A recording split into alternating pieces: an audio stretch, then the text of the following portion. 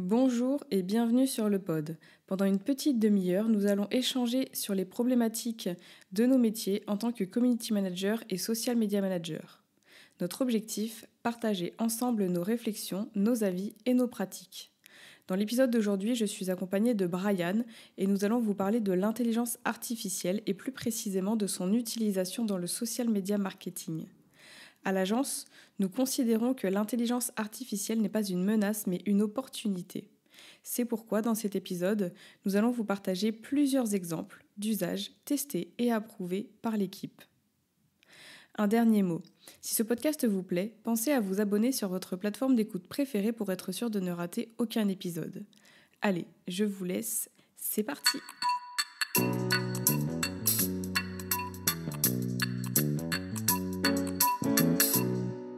Hello à tous, je suis ravie de vous retrouver aujourd'hui pour un nouvel épisode du pod. Donc aujourd'hui je suis avec Brian. Bonjour Brian. Bonjour Gwen, bonjour à tous et tous qui nous écoutez. Tu vas bien ? Très bien, très bien. T'es en forme, prêt à enregistrer ce nouveau sujet ? Oui, nouveau sujet, et c'est moi qui parle, hein. C'est pas une intelligence artificielle, c'est vraiment moi. Vous allez comprendre dans quelques secondes la private joke, puisque donc aujourd'hui on enregistre le 45e épisode du pod. Donc pour ce 45e épisode, nous allons parler d'une technologie qui impacte déjà notre société, également nos métiers, aka l'intelligence artificielle. Voilà, maintenant tout le monde a compris la petite blague de Brian. Donc aujourd'hui, voilà, on va vous parler d'intelligence artificielle et plus précisément de son utilisation dans le social media marketing. Évidemment, on est là pour ça. Nous, à l'agence, notre vision de l'IA, elle est assez positive parce que ça nous fait gagner du temps, ça augmente notre productivité et notre créativité aussi, parfois. Et c'est ce qu'on avait envie de vous partager un peu aujourd'hui, que l'IA n'est pas forcément une menace, mais qu'elle peut être une opportunité à saisir. Voilà, elle comporte aussi ses limites, comme tout outil. Exactement, mais on va pas se focaliser sur les limites aujourd'hui, on va plutôt se focaliser sur les opportunités, même si c'est pas parce qu'on parle pas des limites qu'il n'y en a pas. Voilà. Donc nous, aujourd'hui, on va se concentrer sur vous présenter plusieurs exemples d'usages testés et approuvés par l'équipe. Donc voilà. Et surtout, je me suis mis un défi, Gwen, c'est de donner au moins plus de la moitié des usages que personne n'avait imaginé. C'est un gros défi quand même. Hein. Ah oui. Ah ouais, non, parce que sinon, si c'est pour leur dire, vous pouvez utiliser l'IA pour rédiger des posts sur les réseaux sociaux, enfin, je veux dire ça, tout le monde le sait, tout le monde l'a déjà lu. C'est une vérité. Voilà, donc on va essayer de se concentrer sur des cas un peu qu'on n'a pas forcément imaginés. Le but, c'est aussi de stimuler votre créativité et votre rapport à l'intelligence artificielle, parce qu'en fait, on se rend compte, nous, dans notre quotidien, à force de l'utiliser, qu'il y a plein d'usages possibles et inimaginables. Donc je me suis vraiment focalisé sur des choses qu'on ne connaît pas forcément. Alors il y a peut-être des choses que vous faites déjà, mais voilà, j'essaie de glisser dans mes exemples. Bien sûr, en fonction de votre niveau actuel avec l'IA, il y aura peut-être des choses que vous avez déjà testées et adoptées. Tout à fait. Et peut-être d'autres que pas. Exactement. Très bien. Alors, avant d'entrer dans le vif du sujet avec nos X exemples, je ne dévoile pas le nombre d'exemples que tu nous as mis de côté. Est-ce que tu pourrais un petit peu nous parler des enjeux liés à l'utilisation de l'IA ? Alors, déjà, le premier enjeu, c'est que c'est pas... Enfin, en tout cas, c'est comme ça que nous, on le perçoit à l'agence. Moi, je pense pas que l'intelligence artificielle va nous remplacer dans nos métiers. C'est-à-dire qu'on va travailler différemment. Et ça, c'est quand même un aspect qui est très important, parce que c'est une idée reçue. Et on l'entend beaucoup, et je pense que dans nos métiers, on a déjà tous un ou une petite maline dans notre entourage qui nous a dit genre « ça va, t'as pas peur de perdre ton métier ?» Exactement. Alors, pourquoi ça nous inquiète pas ? C'est pas de la fausse naïveté. C'est juste qu'on se rend compte aujourd'hui dans l'usage qu'on a de l'IA, qui est que pour bien exploiter le potentiel de l'IA, donc on va briefer l'IA, on va demander à l'IA de faire des choses pour nous. Mais pour lui demander de faire des choses, il faut bien le briefer, ce qu'on appelle, il faut bien prompter l'IA. Lui expliquer clairement ce qu'on veut, dans quel contexte ça va être utilisé, à destination de qui, etc. Et en fait, on se rend compte que pour bien prompter sur un sujet donné, par exemple, prompter dans le cas de l'utilisation d'une personne qui est community manager, Mais en fait, il faut connaître le métier. Et d'ailleurs, dans les exemples qu'on va prendre, on va bien vite se rendre compte que si on ne connaît pas le métier, on va être bien incapable de prompter correctement une IA. Parce qu'en fait, aujourd'hui, ce qu'il faut quand même savoir, c'est que tu peux demander à l'IA de faire à peu près n'importe quoi, mais si tu promptes pas correctement, ou en tout cas voilà, de manière très simpliste, eh bien la réponse, elle va être simpliste. Et c'est pour ça que c'est hyper important de se dire que ça ne va pas forcément nous remplacer, ça va plutôt, et c'est comme ça que nous on le voit, nous rendre meilleurs, améliorer ce qu'on fait. D'ailleurs, tout à l'heure, tu disais il y a un enjeu autour de la productivité. Moi, je vois pas, enfin, je me sens pas plus productif aujourd'hui qu'avant. En revanche, dans les réponses que je formule, la manière dont je travaille, j'ai vraiment l'impression de faire du meilleur travail. Donc ça nous rend meilleurs, mais aujourd'hui, je ne vois pas forcément de gain de productivité immédiat. Peut-être qu'à long terme, ce sera le cas, surtout si on intègre ça dans nos process métiers. Mais aujourd'hui, l'enjeu, c'est plutôt sur la qualité du contenu, des approches un peu différentes, etc. C'est ça qui, aujourd'hui, je pense, est un point qui est assez important à avoir à l'esprit. Et ce qu'il faut bien aussi savoir, c'est que du coup, je parlais beaucoup de l'art de prompter une IA pour lui poser une question. Finalement, une IA, tu vas lui poser une question, tu vas lui demander de réaliser une action comme si tu le faisais avec un collègue ou une collègue. Et pour demander quelque chose à quelqu'un, par exemple, si moi je te demande de faire quelque chose pour m'aider dans une de mes tâches, je vais être obligé de te donner du contexte, t'expliquer clairement ce que j'attends, potentiellement déjà des premières pistes de réflexion que j'ai eues. Je vais avoir besoin de te donner de la matière. Et cette matière-là, on ne peut pas l'avoir si on ne maîtrise pas le sujet. Donc je reviens toujours à ça, mais ça c'est une dimension qui est assez importante. Et finalement, utiliser l'IA, ça revient presque à dialoguer avec un collègue ou une collègue. Mais ça nécessite de maîtriser le sujet. Absolument. Comme pour tout outil qu'on utilise. Exactement. Et puis voilà, je veux dire, dans les exemples qu'on va prendre, justement, on va vite, comme je disais en préambule, on va vite se rendre compte que si on ne connaît pas trop, on va être un peu bloqué. D'ailleurs, un jour, j'ai fait un test avec un de mes amis qui me disait « Ah ouais, mais franchement, l'IA, ça va remplacer ce que tu fais. » Et je lui dis, tu sais quoi, vas-y, prépare un post pour LinkedIn. Et tu le mets dans ChatGPT et tu demandes à ChatGPT de te poser des questions pour l'améliorer. Et donc ChatGPT lui demande quel ton tu veux adopter, à qui ça va s'adresser, etc. Et en fait, au début, il répondait vite fait aux questions de ChatGPT. Puis à un moment donné, il a commencé par me dire, mais toi, t'en penses quoi ? Moi, je me souviens, ChatGPT lui dit, à quelle audience ça s'adresse ? Mon pote, il me dit, je sais pas, moi, à mon réseau. Et donc, ChatGPT lui dit, d'accord, mais dans ton réseau, quel type de personne ? Et il me dit, mais je sais pas, t'en penses quoi, toi ? Et ça s'adresse à qui ? Et puis, un peu plus loin, il y a une autre question qui était, quel ton est-ce que tu souhaites employer dans ton poste ? Donc, il y avait plein d'exemples de tons. Et puis, il me dit, moi, j'en sais rien. Je dis, toi, quand tu parles, t'adoptes quel ton dans le monde professionnel ? Mais ça, l'IA, en fait, elle n'était pas capable de le guider. Il était vite perdu. Donc, oui, ok, ça aurait pu lui faire gagner du temps, mais en fait, il ne savait pas forcément quoi répondre. Donc, il était un peu bloqué. Et c'est là où on se rend vraiment compte que si on n'est pas un petit peu adepte du sujet, on peut vite se perdre. Ouais, absolument. Alors, vas-y, partage-nous tes premiers exemples d'usage, parce que on est là pour ça quand même. Exactement. Donc, vas-y. Alors, j'ai classé mes cas d'usage en différentes thématiques, pour qu'on essaie un petit peu de s'y retrouver. J'ai une première thématique qui va plaire à beaucoup de monde, c'est la thématique relation client, relation équipe. Alors, voilà, je vais utiliser l'IA pour améliorer mes relations avec mon client, mon équipe, si je suis chez l'annonceur. J'ai un premier exemple, et c'est un exemple qui me vient directement d'une problématique qu'on a très souvent à l'agence, c'est d'identifier les questions à poser à un client ou à son manager ou à sa manager pour produire un post. Tu sais que tu dois par exemple produire un post parce que ton entreprise est allée sur un événement. Voilà, toi tu le sais, en tant que community manager, tu as besoin de faire ce type de post, mais tu as besoin d'avoir des informations. Tu ne peux pas dire à ton client, est-ce que tu peux me donner des infos pour faire le post ? Parce que, je veux dire, à un moment donné, ton client il va te dire, mais je ne sais pas, tu as besoin de quoi ? Donc il faut que tu sois plutôt proactif. Et donc le plus simple, c'est de lui poser des questions pour avoir l'information dont tu vas avoir besoin.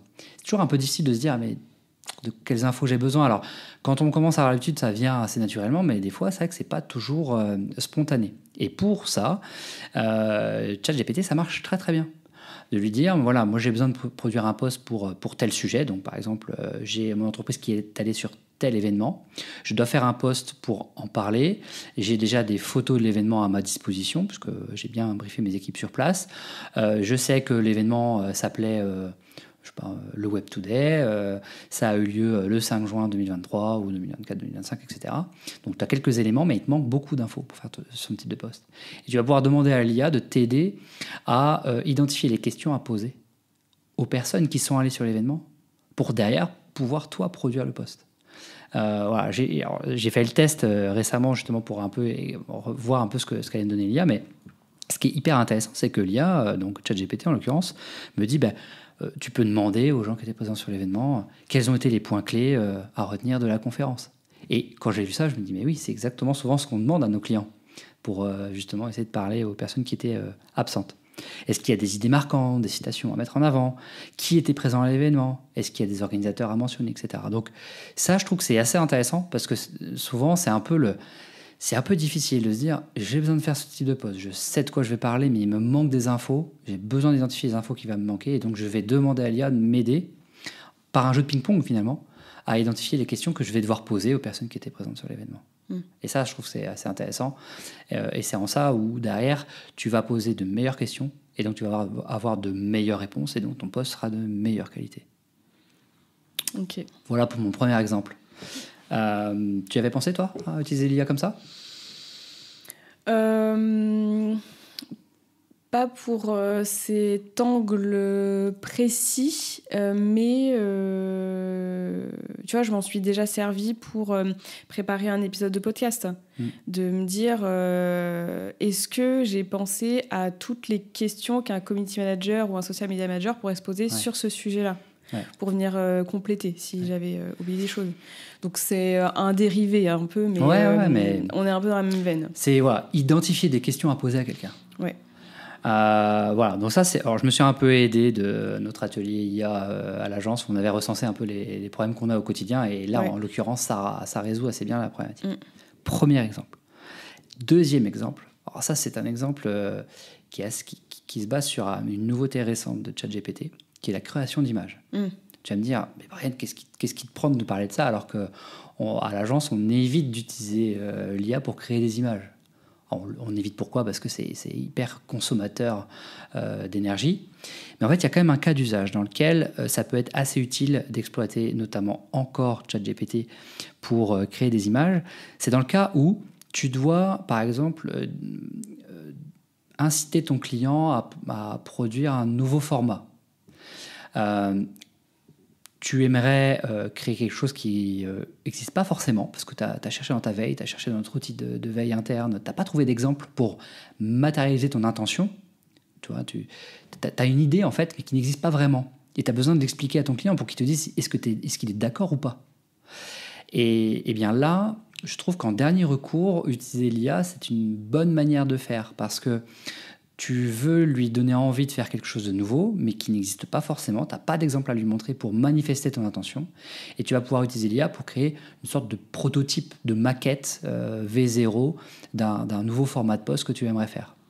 Et donc, tu vas pouvoir lui dire, voilà, je voudrais faire ce type de poste, je n'ai pas trouvé d'exemple, mon client, il est dans tel secteur, tu peux même lui donner le logo de ton client, et puis tu vas pouvoir le guider un peu sur la composition que tu aimerais avoir. Par exemple, tu veux mettre en avant un chiffre au centre, avec tel type de forme, qui s'inspire de tel univers graphique, etc. Pour dire à ton client, voilà, j'aimerais te proposer ce type de poste, j'aimerais le concevoir graphiquement, mais avant de le concevoir, je voudrais que tu me dises si tu es d'accord. Et donc, par écrit, c'est un peu difficile des fois de décrire une idée. Alors que là, l'IA va pouvoir te proposer un peu un proto, une maquette, quelque chose d'un peu dégradé. Hein. C'est pas ton produit final. Oui, c'est pour te donner une idée. Exactement. Et là, je trouve que c'est intéressant d'utiliser l'IA dans ce cadre-là, parce que nous, on est souvent confrontés à ça. Alors maintenant, on a un outil en interne qui recense des idées de poste avec des exemples.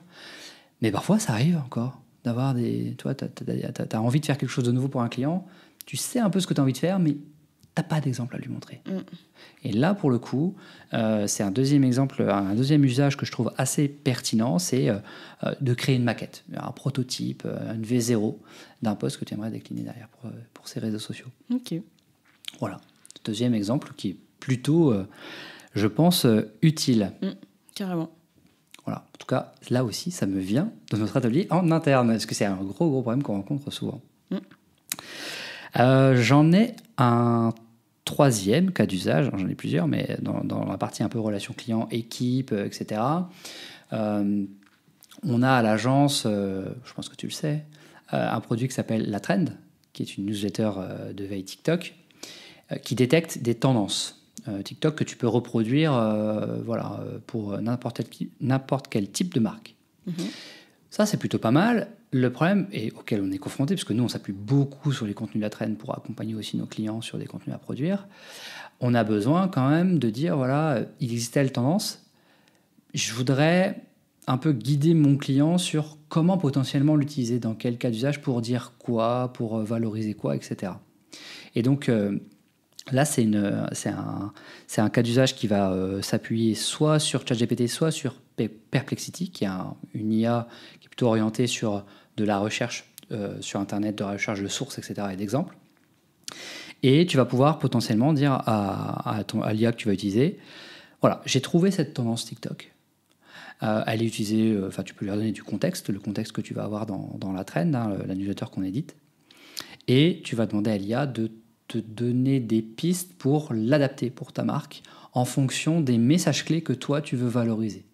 Et l'IA, tu peux même lui demander, est-ce que ça te semble pertinent pour toi d'utiliser cette tendance pour ma marque qui souhaite valoriser tels aspects.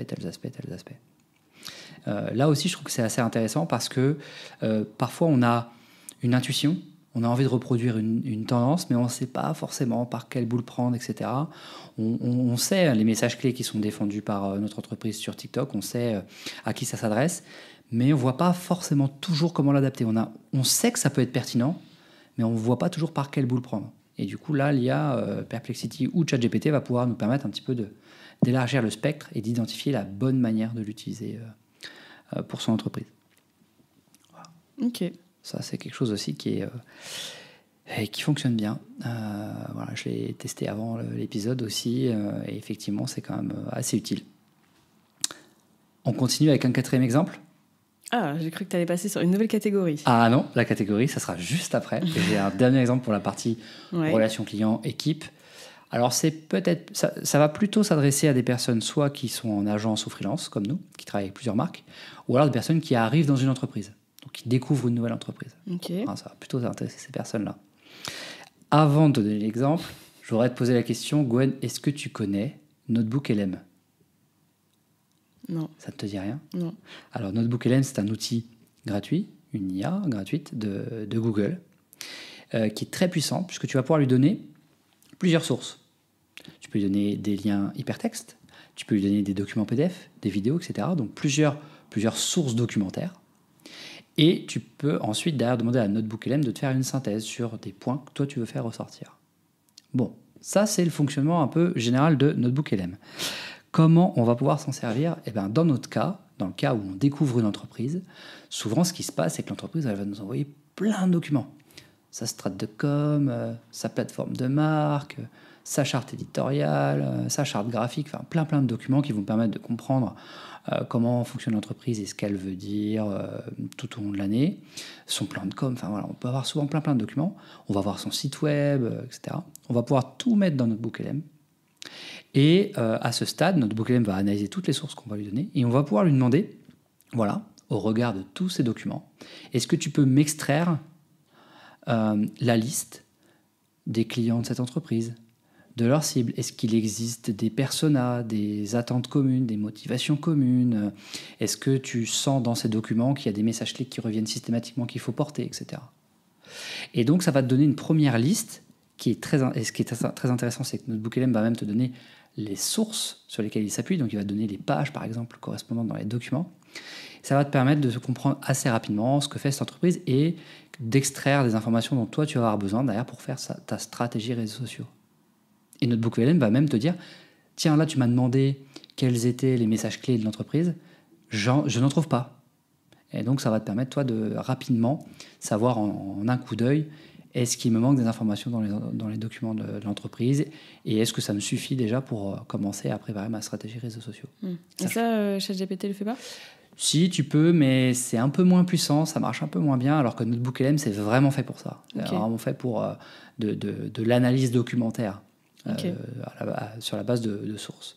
Et ça, je trouve ça bien parce que Toi-même, tu sais que c'est très fastidieux de lire tous les documents d'une entreprise que tu découvres. On le fait souvent quand on a un nouveau client qui rentre. Là, ça nous permet de gagner un peu de temps sur cette phase-là. Ça n'empêche pas que parfois, il faut quand même lire certains passages du document, parce que ça reste une synthèse que va te donner Notebook LM. Oui. Mais l'intérêt, c'est que Notebook LM va te dire dans telle page, tu vas retrouver telle info. Donc, tu vas retrouver aussi plus vite les infos que tu as besoin de creuser. Et ça aussi, je trouve que c'est assez intéressant parce que voilà, aujourd'hui, on produit beaucoup de documents dans une entreprise et parfois, ça prend un petit peu de temps de tout lire et de tout digérer. Absolument. Voilà, on passe à une deuxième catégorie. Vas-y. Alors, on va passer à la catégorie gestion des commentaires sur les réseaux sociaux. Alors là, c'est un vrai sujet. Il y a un truc que j'aime bien, donc ça va être mon 5e cas d'usage. On dit souvent à nos clients, les commentaires qui sont déposés sur vos réseaux sociaux, c'est une mine d'or. C'est une mine d'or pour faire évoluer votre stratégie éditoriale. Parce que souvent dans les commentaires, qu'est-ce qui se passe ? On va retrouver des questions qui reviennent souvent, des thématiques qui sont récurrentes. Le problème, c'est qu'on ne peut pas, tous les mois, trimestres ou tous les ans, se fader tous les commentaires déposés sur les réseaux sociaux. Alors que là, on va pouvoir les récupérer, les extraire. Alors, il y a des outils qui nous permettent d'extraire des commentaires sur les réseaux sociaux, notamment celui qu'on utilise pour les jeux concours, que tu connais bien. On va pouvoir extraire tous les commentaires qui ont été déposés sous des posts sur les réseaux sociaux, les mettre dans un document, un fichier Excel ou comme tu veux, ou un CSV. Et on va pouvoir les donner ensuite à ChatGPT, en l'occurrence, c'est celui que moi j'ai testé pour ce cas d'usage-là, et de demander à ChatGPT, voilà, tu vas m'identifier des questions fréquentes. Les questions, bien sûr, elles peuvent être posées de différentes manières, mais moi j'ai besoin d'identifier des questions fréquentes, des thématiques fréquentes qui reviennent régulièrement, parce que j'ai besoin de les connaître pour ensuite pouvoir faire évoluer ma stratégie éditoriale dans les mois à venir. Parce que si tu as une question qui revient fréquemment, potentiellement elle peut être intéressante à traiter sur les réseaux sociaux. L'autre intérêt de faire ce travail-là au-delà de la stratégie éditoriale, c'est que ça te permet aussi derrière, en parallèle, de te construire une base de données avec des questions fréquentes et les réponses que tu vas pouvoir apporter en face pour être plus réactif ou réactif quand tu gères les réseaux sociaux d'une marque. Et ça aussi, je trouve que c'est assez intéressant parce que quand on est une marque où on a une dizaine de commentaires par mois, c'est assez rapide à faire. Mais quand on est une marque très exposée qui génère beaucoup de discussions, c'est hyper intéressant. Et je trouve que c'est dommage de ne pas analyser les commentaires sur les réseaux sociaux au motif que c'est trop long de le faire. Alors que là, avec l'IA, on va pouvoir derrière gagner un petit peu de temps et faire ressortir des thématiques qui sont récurrentes. Ok. Voilà, ça c'est un truc que je trouve plutôt pas mal. 6e exemple, on arrive presque à la moitié. Ah, on n'a pas dit combien il y en avait. Non, c'est vrai, mais voilà, je tease un petit peu. 6e exemple, alors c'est un exemple dont j'ai parlé sur mon profil LinkedIn en fin d'année dernière. Attention, c'est très précis. Donc là, il n'y a que les personnes qui me suivent régulièrement sur LinkedIn qui connaîtront cet exemple. Trop de teasing. Je ne te pose pas la question de savoir quel est cet exemple-là, parce que je pense que tu l'as oublié vu qu'on produit beaucoup de posts sur nos réseaux sociaux. Ouais.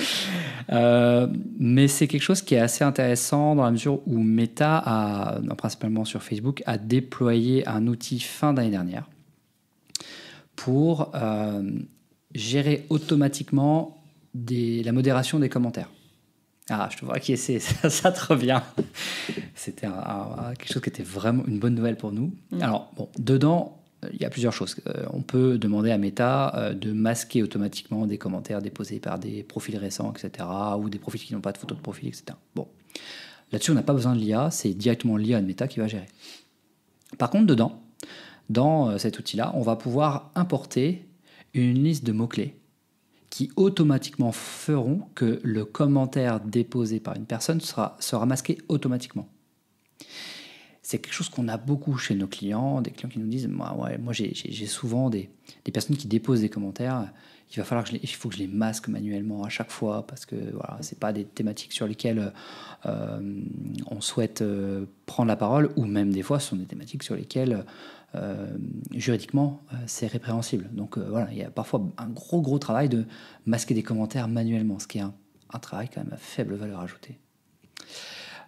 Donc on peut donner dans Meta une liste d'environ 1000 mots-clés, on a de la marge, qui fait qu'à chaque fois qu'un commentaire va avoir l'un des mots-clés identifiés, il sera automatiquement masqué par l'IA de Meta. Alors, comment on va pouvoir sortir cette liste de 1000 mots-clés maximum? Eh bien, on va pouvoir aller dans le ChatGPT, lui expliquer qui on est, lui expliquer qu'on a au préalable identifié des thématiques récurrentes qui reviennent dans les commentaires de nos pages. Par exemple, la religion, le sexisme, l'homophobie. Si tu sais que toi, en tant que CM, c'est des choses qui reviennent souvent, tu vas lui indiquer ces 3 thématiques et tu vas demander à ChatGPT de te proposer des listes de mots-clés qui sont liés à ces 3 thématiques. Tu peux même lui demander d'ailleurs de justifier ses réponses pour que tu comprennes un peu pourquoi il a retenu tel et tel mot-clé. Et une fois que tu as une liste stabilisée, tu vas pouvoir demander à ChatGPT d'extraire cette liste au format CSV pour l'importer directement dans Meta.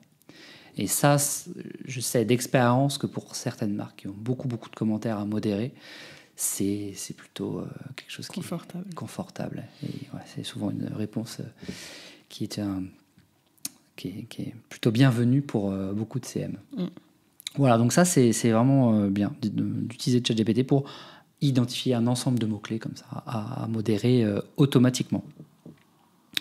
Voilà, j'avais que deux exemples pour la partie gestion de commentaires, mais c'est déjà bien. Très bien. Quelle est ta catégorie suivante? Alors, ma catégorie suivante, c'est la catégorie planification de contenu. Donc là, je ne produis pas du contenu. J'identifie des posts à faire, etc. Je suis vraiment dans la phase de planification. Ah oui, d'accord. On cherche des sujets. Voilà, pas la phase de production. Premier exemple. Là, c'est un exemple qui va s'appuyer sur deux outils d'IA, donc Perplexity, dont j'ai parlé tout à l'heure, et ChatGPT. Imaginons que tu aies besoin de faire un ou plusieurs posts sur une actualité pour un de tes clients. Par exemple, tu as un de tes clients, il y a dans son secteur d'activité, il y a une grosse réforme, par exemple, sur les aides à la transition énergétique pour rénover ton logement. Voilà, ça c'est une grosse actualité. Qui vient d'apparaître. Tu sais que pour ton client, c'est pertinent d'en parler. Tu vas pouvoir lui demander, dans un premier temps, à Perplexity, de te faire une synthèse de cette actualité. Qu'est-ce qu'il faut retenir, principalement, qui l'a annoncé, quand est-ce que ça aura lieu, les modalités d'application, etc. Donc Perplexity va te faire une analyse de l'actualité en te proposant une synthèse qui s'appuie sur plusieurs sources qu'il va te citer. Tu vas pouvoir ensuite copier cette synthèse et la mettre dans ChatGPT et dire à ChatGPT, voilà, j'ai telle actualité que j'ai besoin de traiter. Est-ce que tu peux m'identifier là-dedans des questions que vont potentiellement se poser des internautes sur cette actualité? Pour toi, derrière, identifier un ensemble, une série de publications que tu vas pouvoir faire sur les réseaux sociaux de ton client sur plusieurs semaines pendant que l'actualité, elle est chaude, elle est vraiment en ce moment. Voilà. Donc l'idée, c'est vraiment de se dire, je ne suis pas forcément spécialiste de cette actu, mais je vais demander d'abord à Perplexity de me faire une synthèse, et ensuite à ChatGPT d'identifier des questions que pourraient se poser les potentiels clients de mon client, ou de mon entreprise si je suis l'annonceur.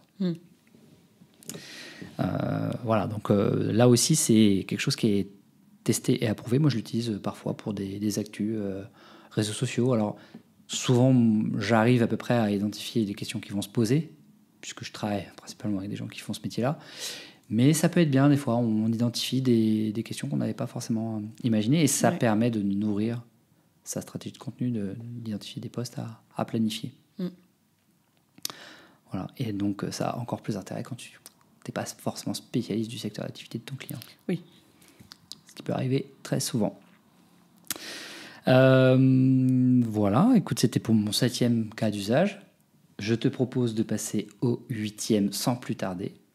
Le 8e, il va s'appuyer sur quelque chose qu'on a déjà abordé et j'ai recherché. C'est précisément dans l'épisode 7 du pod qu'on en a parlé. Ça va parler un petit peu de rentabiliser ses contenus grâce au recyclage. Il nous arrive très souvent d'avoir des contenus longs qui sont produits par nos clients. Alors, un contenu long, c'est quoi? C'est une vidéo de 20 minutes, un épisode de podcast comme aujourd'hui, un article de blog, ou même une étude, un livre blanc. Et parfois, on a besoin, à partir de ce contenu long, d'identifier des contenus courts à produire sur les réseaux sociaux, du snack content. Alors, je pense que pour quelqu'un qui a déjà beaucoup d'expérience dans la gestion de réseaux sociaux, ce cas d'usage va être assez peu utile parce que souvent, quand on a un contenu long, on a tout de suite les bons réflexes pour identifier une déclinaison en contenu court. Par contre, quelqu'un qui débute et qui sait que c'est important de valoriser plusieurs fois un contenu long sur les réseaux sociaux et qui a besoin du coup d'adopter la technique du recyclage, l'usage de l'IA, et en l'occurrence ChatGPT encore, hein, c'est beaucoup de ChatGPT parce que c'est aujourd'hui l'outil le plus puissant, va être assez intéressant. C'est-à-dire que tu vas pouvoir donner à ChatGPT le lien vers ton article ou ta vidéo et dire à ChatGPT, voilà, moi j'ai besoin régulièrement de faire des posts sur ce sujet pour le valoriser, pour donner envie soit à une personne d'aller écouter l'épisode de podcast, soit regarder les vidéos, soit lire l'article sur le site de mon client. Donc voilà, je te le donne, je t'identifie quel est le contenu long. Et j'ai besoin de faire plusieurs posts, mais je ne peux pas faire plusieurs fois le même post avec la même accroche au même format. Donc propose-moi 5, 6, 7 posts courts pour valoriser ce contenu. Et alors j'ai fait le test parce que je n'étais pas sûr que les réponses soient bonnes, hein, mais si on lui demande vraiment d'agir comme un spécialiste des réseaux sociaux, ça marche très bien. J'ai fait le test avec un article qu'on a produit à l'agence sur comment reproduire une trend TikTok. Ouais. Et j'étais assez bluffé de ces réponses, qui m'a quand même proposé alors, un carrousel LinkedIn avec 5 étapes pour reproduire une trend, qui est à peu près le plan de l'article. Et il m'a même dit pour chaque slide le détail des slides à utiliser. Voilà, j'étais quand même assez bluffé. Et il m'a proposé une citation qui résume en une phrase la philosophie de l'article. Ok. Pas mal. Une vidéo animée courte avec 3 erreurs à éviter.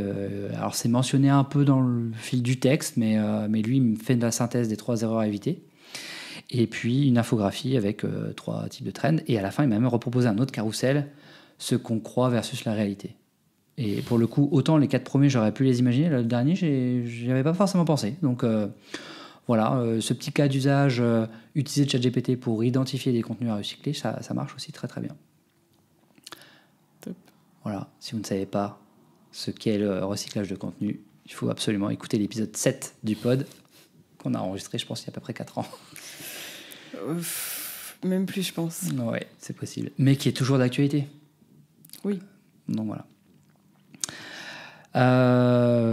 Voilà. Et j'en ai un dernier sur la partie planification. Pareil, ça rejoint un petit peu la notion de recyclage. NotebookLM, dont je t'ai parlé juste avant, outil de Google, a sorti une fonctionnalité que je trouve assez puissante. Je l'ai testé la semaine dernière, qui te permet, quand tu vas lui envoyer plusieurs ressources documentaires, tu peux lui demander de te faire une synthèse audio sous la forme d'un podcast à 2 voix, donc avec une personne qui présente et une personne qui répond. Et ça te fait une synthèse audio sous la forme un peu épisode radio. Je trouvais ça assez puissant. Et je me suis dit, mais ça, c'est génial pour ce qu'on fait, notamment sur les réseaux sociaux, quand on a besoin justement de valoriser, par exemple, un article long sur un blog, de dire à NotebookLM, voilà, j'ai rédigé cet article de blog, génère-moi un épisode de podcast assez court, 3-4 minutes, qui reprend les grandes thématiques de l'article et produit un épisode qui donne envie d'aller lire l'article. Il va derrière te générer un fichier son. Ce fichier son, qu'est-ce qu'on peut en faire? On peut créer un audiogramme avec la petite bande son, sous-titré, qu'on va mettre sur les réseaux sociaux comme une phase de teasing pour donner envie à une personne d'aller lire l'article. Et pour l'avoir testé la semaine dernière, c'est vraiment extrêmement bluffant, ce type d'IA. Pour le coup, j'ai fait le test avec un article qu'on a sorti il n'y a pas très longtemps et c'était assez fidèle déjà aux propos. Et ce que j'ai trouvé intéressant même dans NotebookLM, c'est que derrière, l'IA a même imaginé des questions sous-jacentes qu'on pourrait se poser qui ne sont pas présentes dans l'article. Ok. Voilà, donc ce petit épisode de podcast court d'un article ou d'un livre blanc, d'une étude, qui nous permet de faire un visuel, un audiogramme animé pour le mettre sur les réseaux sociaux et donner envie à une personne d'aller consulter le contenu long. Je ne la connaissais pas, celle-là. Ah ouais, j'étais sûr qu'elle te plairait. Quand j'en ai parlé au fil la semaine dernière, je lui ai dit, il faut que tu ailles écouter ça, tu me diras ce que tu en penses. Et elle a été assez bluffée. Donc maintenant qu'on aura une fois qu'on aura enregistré cet épisode de podcast, Je t'enverrai ce que j'ai fait, tu verras, c'est perturbant. Ok. Eh bien, on va passer au dernier usage, la dernière catégorie, la catégorie optimisation de contenu. Ouais. Parce que ça, pour le coup, l'IA aussi est très forte pour la partie optimisation de contenu. Donc, c'est déjà un contenu qu'on a rédigé. On a déjà fait notre texte d'accompagnement, notre visuel, etc. Mais on a besoin de l'améliorer. Souviens-toi, ce que je disais en préambule, le but, en tout cas, que nous, on a identifié, c'est de nous rendre meilleurs. Et donc là, on a fait ce premier geste, ce premier travail, et on va utiliser l'IA pour rendre meilleurs nos contenus. Donc, premier exemple de cette catégorie d'optimisation de contenu, c'est un exemple que j'ai déjà quand même vu, mais je pense que c'est important d'en parler. C'est de donner à l'IA son premier jet de publication et de demander d'améliorer ce texte en respectant les principes du copywriting. Donc, tu donnes ton premier jet, tu vas lui demander de respecter les principes du copywriting, et comme le copywriting, il y a plusieurs principes qui diffèrent d'une personne à une autre, le mieux, c'est de toi-même de lui dire, c'est quoi pour toi les bons principes du copywriting. Enfin, en tout cas, je sais que nous, à l'agence, on a des principes assez clés, typiquement les phrases courtes, la voix active, la forme affirmative, enfin, voilà, toutes ces choses qui vont rendre un peu ton contenu plus digeste et plus facile à comprendre. Tu vas avoir aussi supprimer toutes les redondances. Hein, voilà. Donc tu vas lui expliquer ce que c'est que pour toi les bons principes du copywriting, ce que tu vas absolument voir respecter dans ton texte. Et tu lui donnes ton texte et lui, il va derrière te proposer une version qui respecte tes propres principes du copywriting sans perdre en substance ce que tu voulais dire. Ça, c'est extrêmement important de dire à l'IA, je ne veux pas que tu modifies le sens, je ne veux pas que tu modifies la substance, je veux que tu améliores la forme en respectant les principes que je t'ai donnés au préalable. Ça, pour le coup, je l'utilise pour tous mes posts LinkedIn. Je lui ai donné mes principes, je lui donne mes premiers jets, qui sont quand même généralement déjà bien. Enfin, je veux dire, je pourrais les publier sans l'IA, sans problème, mais l'IA va m'apporter vraiment cette touche parfois qui me manque pour les rendre encore plus digestes. Une fois encore, je pourrais m'en passer, mais ça les rend meilleurs. Voilà, ça c'était pour mon dixième exemple. J'en ai un autre que j'aime bien utiliser parce que, en tout cas, moi, c'est quelque chose que je ressens beaucoup et j'observe aussi à l'agence souvent qu'on a un peu ce questionnement-là. Tu utilises des call to action dans tes posts. Oui. Ce qu'on appelle des appels à l'action. Oui. Le truc, c'est que alors pour certains clients, les call to action sont quasiment toujours les mêmes parce que les clients veulent qu'on utilise toujours les mêmes et on n'a pas trop de liberté d'action. Pour d'autres, on fait un peu ce qu'on veut. Et parfois, je vois bien que ça pourrait être intéressant d'essayer d'aller sur des call to action qui sont un peu différents, originaux, qui donnent vraiment envie à l'utilisateur de réaliser l'action qu'on attend de lui. Et pour ça, je trouve que l'IA aussi est intéressante, c'est-à-dire qu'on va lui donner notre post, hein, qui est déjà finalisé, on va lui indiquer qu'on a rédigé un call to action, mais on aimerait bien avoir d'autres versions de ce call to action qui soient peut-être un peu plus engageantes, un peu plus peut-être émotionnelles, qui valorisent peut-être un peu plus la valeur ajoutée si tu réalises cette action. Et du coup, on va pouvoir demander à ChatGPT, là encore, de nous proposer comme ça d'autres call to action qui sortent un petit peu du cadre et qui vont davantage plus valoriser la valeur ajoutée. Je l'ai utilisé récemment. Tu vois, on a organisé un podcast, il y a pas un webinaire, pardon, il n'y a pas très longtemps. On va en faire d'ailleurs un tous les trimestres. Le prochain est, spoiler alerte, le 24 juin sur LinkedIn. Et pour ce webinaire, j'aurais pu écrire participer au webinaire en cliquant ici. Call to action assez classique qui peut fonctionner. Mais je voulais vraiment faire ressortir la valeur ajoutée du webinaire. Donc j'ai demandé à ChatGPT de me proposer plusieurs versions.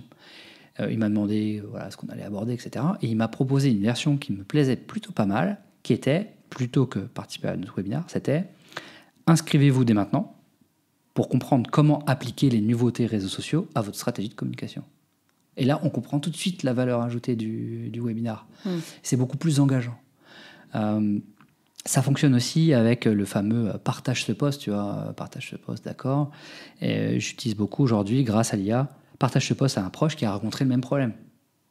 Tu vois, vraiment, on essaie de guider l'action.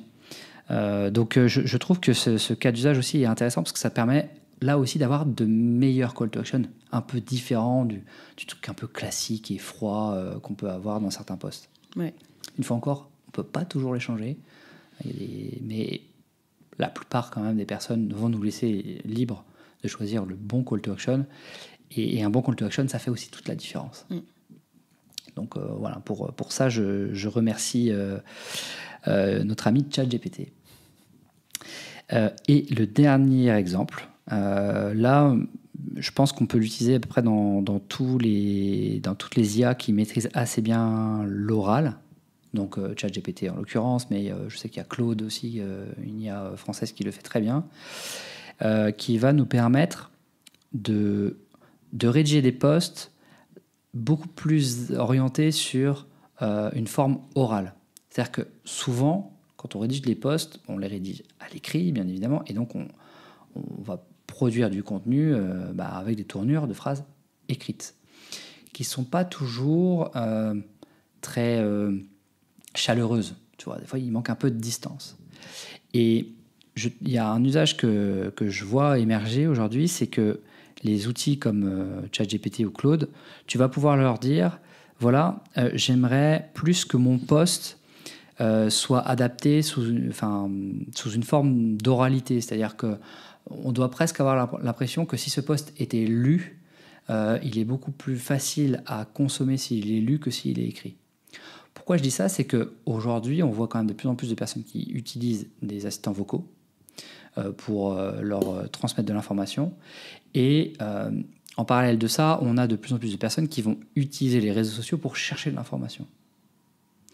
Et donc, le fait de combiner les deux et de se dire, je vais utiliser l'IA pour rédiger des posts qui sont davantage plus adaptés à une forme d'oralité, ça va potentiellement nous permettre d'être mieux positionnés quand un utilisateur va chercher dans les moteurs de recherche avec un assistant vocal. Puisqu'on sait qu'aujourd'hui, la recherche dans les réseaux sociaux, elle prend une place assez importante. Et donc, ça nous permet de produire du contenu un peu plus adapté à une forme d'oralité. Je sais que ça, c'est quelque chose qui se fait de plus en plus sur la partie SEO, référencement naturel. Et quand on voit le développement de la recherche sur les réseaux sociaux, on a fait aussi un épisode de podcast là-dessus, je pense que ça peut être bien aussi de commencer à adapter un petit peu ces contenus, plus sur une forme d'oralité que sur une forme écrite. Voilà, donc il s'agit de rédiger des phrases davantage plus parlées. Ok. Voilà, c'est peut-être plus à long terme, mais en tout cas, je pense que c'est quelque chose qui peut être pertinent d'avoir à l'esprit. Voilà, écoute, j'ai fait mon petit tour. Bien sûr, il y a plein d'autres cas d'usage. J'aurais pu vous faire une liste de 20, 30, 40. J'ai décidé de me focaliser sur 12 cas d'usage, qui est déjà très très bien. Mon but, une fois encore, c'est que la plupart des personnes qui nous écoutent en découvrent au moins la moitié. Alors j'espère que ça sera atteint. Vous nous direz ça, voilà. Voilà pour mes petits cas d'usage.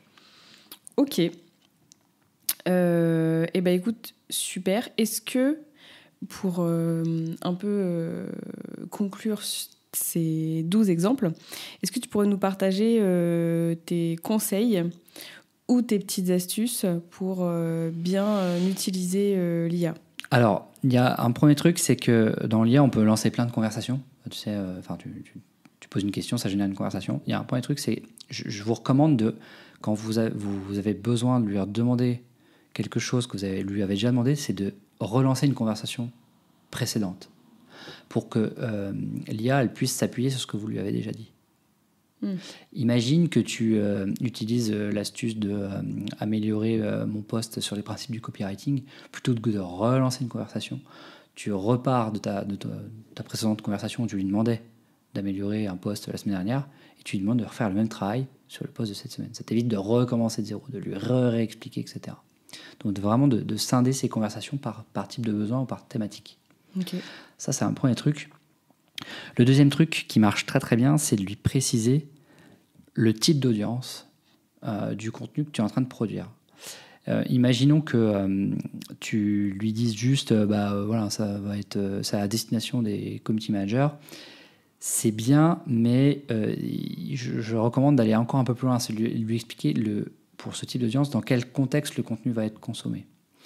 Ça peut être bien quand tu veux optimiser un post, par exemple, de lui dire que ce contenu, il a destination à être lu par une personne, un PDG par exemple, qui lira ce post entre deux réunions. Et donc il va davantage adapter la réponse au contexte et à la cible. Voilà, le PDG qui n'a pas le temps. Donc, tu vas peut-être te proposer des variations de texte qui seront beaucoup plus adaptées à cette personne-là. Et la troisième astuce, c'est quand tu le briefes pour un besoin initial, c'est de lui dire, avant de réaliser ce que je te demande, pose-moi les questions essentielles pose-moi les questions essentielles qui t'aideront à obtenir un résultat optimal. C'est exactement la même chose que tu ferais d'ailleurs avec un ou une collègue. Tu viens lui faire un brief et tu dis, attends, avant de se quitter, est-ce qu'il se manque des choses Oui, pose-moi les questions importantes pour faire en sorte que ce que tu vas me produire, me faire, m'envoyer, ça soit vraiment nickel. Tu vois, éviter les zones de flou. Et ça, l'IA, elle est vraiment très forte parce que des fois, elle va te poser des questions pour améliorer le brief initial, le prompt initial, et parfois des questions même auxquelles tu n'avais jamais pensé. Donc ça, c'est plutôt pas mal. Et si tu es comme moi, que tu n'aimes pas avoir une liste de 5 questions d'un coup, tu peux lui demander de te les poser une par une, sous la forme d'une conversation. Question 1, tu réponds. Question 2, tu réponds, etc. Et du coup, une fois qu'il a posé toutes les questions, tu verras que ton résultat il sera meilleur que si tu ne l'avais pas incité à te poser des questions. Très bien. Voilà, et ça marche, c'est du tonnerre aussi. Alors, dis-nous, qu'est-ce qu'on retient de cet épisode bien fourni? Alors, ce qu'on retient, c'est que les cas d'usage sont quasiment infinis. Enfin, là, on en a recensé 12, je te dis, on aurait pu en faire beaucoup plus. C'est vraiment infini, il y a beaucoup d'approches différentes, il n'y a aucun prompt qui se ressemble. Donc en fait, il n'y a pas, sur l'IA, ce qu'il faut bien retenir, c'est qu'il y a les usages infinis, mais il y a plusieurs manières d'arriver à un résultat. Je pense que si toi et moi, on compare nos prompts, on va peut-être pas le faire de la même manière, on va peut-être pas obtenir le même résultat, et ce qui fait qu'on va retenir ta version ou la mienne, c'est la confrontation de nos points de vue à un moment donné. Donc c'est pas blanc ou noir, il faut partir du principe que les résultats de l'IA vont différer d'une personne à une autre, et même vont différer d'un jour à l'autre. Donc voilà, c'est ça d'ailleurs qui rend un peu difficile les choses dans les entreprises, parce que voilà, c'est un peu compliqué de mesurer les écarts sur les réponses abordées. Et puis le dernier point, c'est que au-delà des usages infinis et des résultats différents d'une personne à une autre, le dernier point, je pense qu'il faut vraiment l'avoir à l'esprit, c'est que l'IA, ça te rend meilleur, ça rend meilleur tes propositions. Mais si de base tu connais pas le métier, je veux dire, tous les trucs dont on a parlé juste avant, ça va pas te servir à grand chose. Donc voilà, ça a plutôt vocation à rendre meilleur ce que tu fais, plus qualitatif. Voilà. Ça, on l'a bien compris. Ouais. Mais c'est important. Voilà, donc c'est ça les 3 points que je voudrais que les gens retiennent. Et s'ils ont d'autres cas d'usage, il ne faut pas hésiter à nous les partager sur les réseaux dès qu'on va publier nos petites vidéos pour annoncer l'épisode de podcast. Voilà. On est preneur de d'autres cas d'usage. Carrément. T'as appris des choses ? Oui, un petit peu quand même. Ouais. J'ai fait exprès de ne pas tout vous dire avant l'épisode de podcast, j'en ai gardé pour aujourd'hui. Et maintenant, je vais pouvoir vous partager toutes mes trouvailles, parce que j'en ai d'autres, bien sûr. Très bien. Toujours des surprises dans le chapeau. Exactement. Eh bien, écoute, merci beaucoup pour tous ces exemples. Avec plaisir.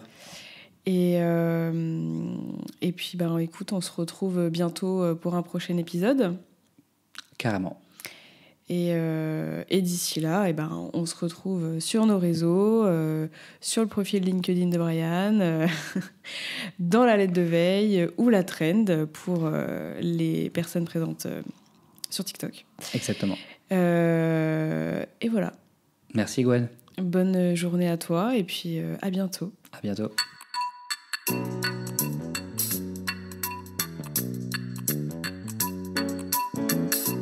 Quelques mots avant de se quitter. Tout d'abord, vous pouvez retrouver cet épisode sur le blog de l'agence www.keepitsimple.fr, rubrique podcast, ou sur nos réseaux sociaux. Ensuite, n'hésitez pas à suivre notre agence sur les réseaux sociaux, LinkedIn, Twitter, Instagram.